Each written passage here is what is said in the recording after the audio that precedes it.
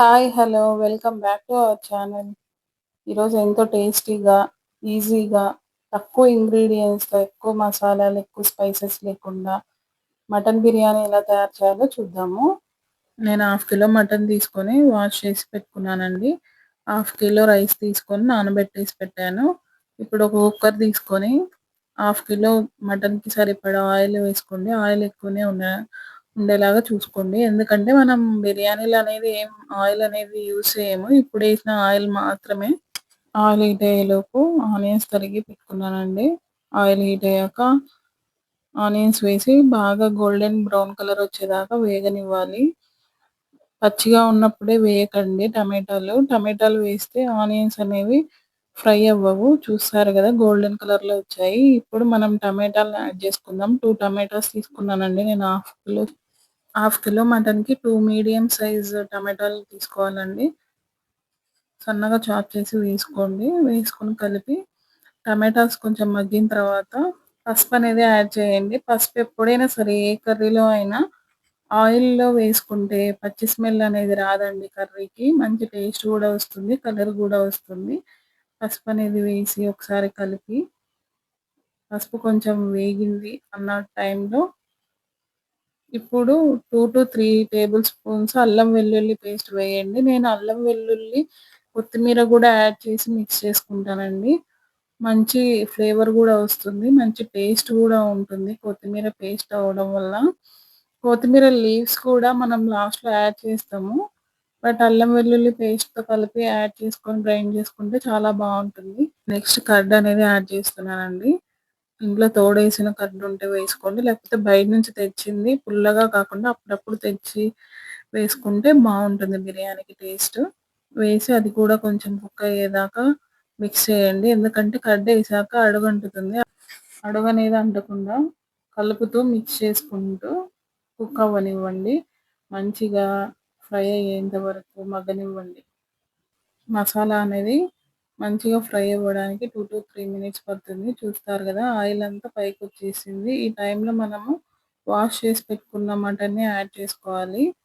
మటన్‌లో కడిగి పెట్టాక వాటర్ అనేది రెడ్ వాటర్ అనేవి వస్తాయండి. అవి తీసేసి వేసుకోండి. అలానే వేశారంటే మటన్ స్మెల్ అనేది ఒక రకమైన స్మెల్ వస్తుంది. తినేటప్పుడు తెలుస్తుంది. ఆ వాటర్ అనేవి కింద వంపేసి వేసేసుకోండి. ఇప్పుడు 2-3 టేబుల్ స్పూన్ కారం వేసుకోండి. ఇప్పుడు వేసిన కారమే అండి. మళ్ళీ మనము రైస్‌లో అనేది వేయము. రైస్‌కి, కర్రీకి సరిపడా కారం అనేది ఇప్పుడే యాడ్ చేసుకుంటాము. నేను కారము, ఉప్పు, ధనియా పౌడరు, మటన్ మసాలా వేసేసుకొని బాగా మిక్స్ చేసుకున్నాను.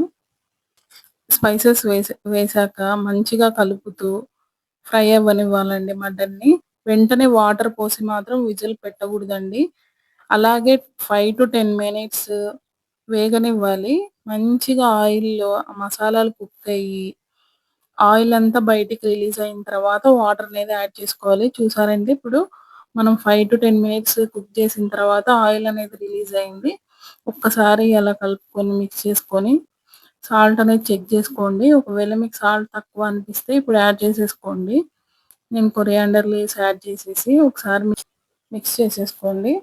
వాటర్ అనేది చాలా ఎక్కువే పడుతుందండి మటన్ కుక్ అవ్వడానికి. వాటర్ మీకు ఎంత గ్రేవీ కావాలో అంత వాటర్ యాడ్ చేసుకోండి. నేను 2-3 గ్లాసెస్ యాడ్ చేసుకున్నాను. మటన్ బిర్యానీ చేసినప్పుడు ఎప్పుడైనా సరే మటన్‌లోని గ్రేవీ వేసుకొని తింటేనే ఆ టేస్ట్ ఉంటుందండి. మిర్చి కసాలాను అవి యాడ్ చేసుకొని తిన్నా అంత మంచి టేస్ట్ అనిపించదు కాబట్టి నేను వాటర్ ఎక్కువేసేసి మటన్ కర్రీ అయిపోయాక అవి అనేది కాస్త బిర్యానీలో పక్కన పెడతాను. అందుకని నేను వాటర్ ఎక్కువ యాడ్ చేసుకున్నానండి. ఇప్పుడు కుక్కర్‌కి మూత పెట్టేసి దాదాపు 6-7 విజిల్స్ రానివ్వండి. విజిల్స్ వచ్చేలోపు వాటర్ తీసుకొని వాటర్‌లో బిర్యానీ ఇంగ్రీడియెంట్స్ వేసి సాల్ట్ ఉప్పగా ఉండాలండి. ఒకసారి చెక్ చేసుకోండి. సాల్ట్ 2-3 స్పూన్స్ వేస్తానండి నేను. ఆయిల్ వేస్తాను. ఎందుకంటే రైస్ అనేది ఒకటికొకటి అతుక్కుపోకుండా పొడి పొడిగా రావడం కోసం అనేది ఆయిల్ యాడ్ చేసుకోవాలి. కొరియాండర్ కూడా యాడ్ చేశాను. అంతలోపు విజిల్స్ వచ్చేసాయండి. చూడండి మటన్ అనేది చాలా మంచిగా కుక్ అయ్యింది. మటన్ గ్రేవీ రెడీ అయింది కదండీ! గ్రేవీ నేను కాస్త పక్కకు తీసి పెట్టేసి, ఇప్పుడు బిర్యానీ కడాయి పెట్టేసి, అందులోకి మటన్ యాడ్ చేసుకోండి. ఎప్పుడైనా సరే బిర్యానీ కుక్ చేయడానికి వెడల్పాటి కడాయి తీసుకుంటేనే మంచిగా పొడి పొడిగా, మెత్తగా అవ్వకుండా, మెతుకు అతుక్కోకుండా వస్తుందండి. మీరు వెడల్పుగా ఉన్న కడాయినే తీసుకోండి. మటన్ అనేది యాడ్ చేసుకున్న తర్వాత రైస్ అనేది 70% కుక్ అయిన రైస్ వేయాలండి. ఎందుకంటే మటన్‌లో ఉన్న గ్రేవీతోనే రైస్ అనేది దమ్ అవుతుందండి. మళ్ళీ మనం వాటర్ అనేది యాడ్ చేయాల్సిన అవసరం లేదు. చూస్తే 70% కుక్ అయిపోయిన రైస్‌ని లేయర్స్‌గా వేసుకోవాలండి. బిర్యానీ కడాయి అనేది ఆన్‌లోనే పెట్టుకోవాలి. ఆఫ్‌లో పెట్టొద్దండి. ఎప్పుడైనా సరే బిర్యానీ చేసేటప్పుడు స్టవ్ అనేవి 2 ఆన్‌లోనే ఉండాలండి. ఫస్ట్ రైస్ చేసేసుకొని, పక్కకు పెట్టేసుకొని, కర్రీ ఫ్రై చేసుకొని, పక్కకు పెట్టేసుకొని, అలా 2 మిక్స్ చేసి దమ్ పెట్టేసుకుంటే టేస్ట్ అనేది బాగోదు. ఎప్పుడైనా సరే మటన్ కుక్ అవుతున్నప్పుడే కుక్ అవుతున్న రైస్‌ని యాడ్ చేసుకోవాలి. ఇలా చేసి చూడండి. డెఫినిట్‌గా మీకు నచ్చుతుంది. టేస్ట్ అనేది మారుతుంది కూడా. మీరు ఇంతకుముందు చేసిన దానికి, ఇప్పుడు చేసిన బిర్యానీకి టేస్ట్ అనేది ఎన్హాన్స్ అవుతుంది. రైస్ వేసేసాక బ్రౌన్ ఆనియన్స్ ఆల్రెడీ ఇంట్లో వేయించి పెట్టుకున్న ఆనియన్స్‌ని వేయడం బావుంటుందండి టేస్ట్. బయట తెచ్చిన వాటిలో మైదా, బియ్యపిండి అవి ఉంటాయి. అంత టేస్టీగా ఉండదు. ఇంట్లోనే ఫ్రై చేసి వేయండి. కొత్తిమీర యాడ్ చేసేసుకోండి. నేను ఏ కలర్స్ యూజ్ చేయనండి బిర్యానీలో. నేచురల్‌గా కలరే బావుంటుంది. ఆల్రెడీ మనం గ్రేవీ పక్కకు తీసి పెట్టుకున్నాం కదా!